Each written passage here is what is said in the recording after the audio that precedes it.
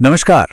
पिछले सेशन में हमने शेयर बाजार की दुनिया में अपना पहला कदम रखा था, तो आज हम थोड़ा और गहराई में जाकर ये समझेंगे कि ये बाजार असल में काम कैसे करता है। अच्छा, जरा 1 मिनट के लिए सोचिए कि आपने कोई चीज 100 रुपए में खरीदी और बस कुछ ही दिन गुजरे थे कि किसी ने आपसे वही चीज 120 रुपए में खरीद ली। है ना कमाल की बात? ना कोई दुकान, ना कोई सामान, सिर्फ खरीदा और बेचा और सीधे सीधे 20 रुपए का फायदा हो गया। यही तो शेयर बाजार का जादू है। लेकिन सबसे बड़ा सवाल तो यह है कि आखिर कोई 100 रुपए की चीज के लिए 120 रुपए देगा ही क्यों? चलिए आज इसी राज को एकदम आसान भाषा में समझते हैं। तो इस राज को समझने के लिए हमें शेयर बाजार से बाहर निकलना होगा और चलना होगा अपनी नजदीकी सब्जी मंडी में। हाँ, बिल्कुल सही सुना। एक पल के लिए शेयर बाजार को पूरी तरह से भूल जाइए, बस अपनी सब्जी मंडी के बारे में सोचिए।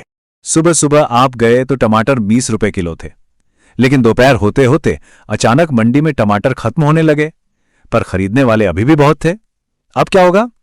अरे वही टमाटर जो सुबह 20 का था अब 60 रुपए किलो का हो गया। पर सोचिए ऐसा क्यों हुआ? टमाटर तो वही है, ना उसका साइज बदला, ना उसका टेस्ट, तो फिर उसकी कीमत इतनी कैसे बढ़ गई? इसका जवाब 2 शब्दों में छिपा है, डिमांड और सप्लाई। जब किसी चीज को चाहने वाले लोग ज्यादा हों, मतलब डिमांड ज्यादा हो, और वो चीज बाजार में कम हो, मतलब सप्लाई कम हो, तो उसकी कीमत अपने आप बढ़ जाती है। यह दुनिया का सबसे बेसिक नियम है। ठीक है, अब बस एक काम कीजिए, सब्जी मंडी के टमाटर की जगह किसी कंपनी का शेयर रख दीजिए। बस यही है शेयर बाजार का पूरा खेल।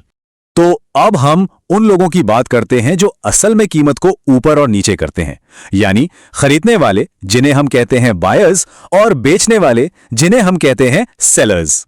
मान लीजिए एक कंपनी है जिसके नतीजे बहुत ही शानदार आए हैं, या उसके बारे में कोई बहुत अच्छी खबर आ गई।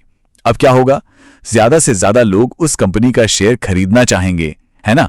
और जब उस शेयर को खरीदने वाले लोग बेचने वालों से कहीं ज्यादा हो जाते हैं, तो उस शेयर की कीमत ऊपर चली जाती है, क्योंकि अब लोग उसे पाने के लिए थोड़ी ज्यादा कीमत देने को भी तैयार हो जाते हैं। और हां, इसका ठीक उल्टा भी उतना ही सच है। अगर किसी वजह से बेचने वाले लोग खरीदने वालों से ज्यादा हो जाएं, तो शेयर की कीमत नीचे आ जाती है, क्योंकि अब बेचने वाले कम कीमत पर भी अपना शेयर बेचने को तैयार हो जाते हैं ताकि वो जल्दी से निकल सकें। तो हम जितने भी मुश्किल दिखने वाले चार्ट्स, एप्स और दिन भर की खबरें देखते हैं ना, उन सबके पीछे असल में बस यही एक जंग चल रही होती है, खरीदने वालों और बेचने वालों के बीच की। पर रुकिए, कहानी यहां और भी मजेदार हो जाती है, क्योंकि यह सिर्फ हिसाब किताब का नहीं, बल्कि इंसानी दिमाग यानी साइकोलॉजी का भी खेल है। लोग हमेशा सिर्फ सोच समझकर ही फैसले नहीं लेते, वो अक्सर अपनी भावनाओं के आधार पर खरीदते या बेचते हैं, जैसे कि डर, लालच, किसी खबर का असर, या फिर आजकल सोशल मीडिया पर क्या चल रहा है। अगर सबको लगता है कि कीमत और ऊपर जाएगी तो सब खरीदने के लिए दौड़ पड़ते हैं, और अगर सबको डर लगता है कि कीमत गिरेगी तो सब बेचने की जल्दी करते हैं।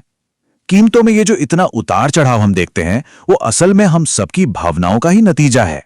तो चलिए अब आज हमने जो कुछ भी सीखा है उसे एक साथ जुड़कर देखते हैं और आज के सबसे जरूरी सबक पर आते हैं। आज हमने 3 बहुत जरूरी बातें सीखी। पहली, कीमतें डिमांड और सप्लाई की वजह से बदलती हैं। दूसरी, शेयर बाजार खरीदने वालों और बेचने वालों के बीच एक मुकाबला है। और तीसरी, इंसानी भावनाएं जैसे डर और लालच इस मुकाबले को और तेज कर देती हैं। और सबसे बड़ा सबक यह है, पैसा इसलिए बनता है क्योंकि कोई और आपके शेयर के लिए आपसे ज्यादा कीमत देने को तैयार है। यही इस खेल का असली सच है।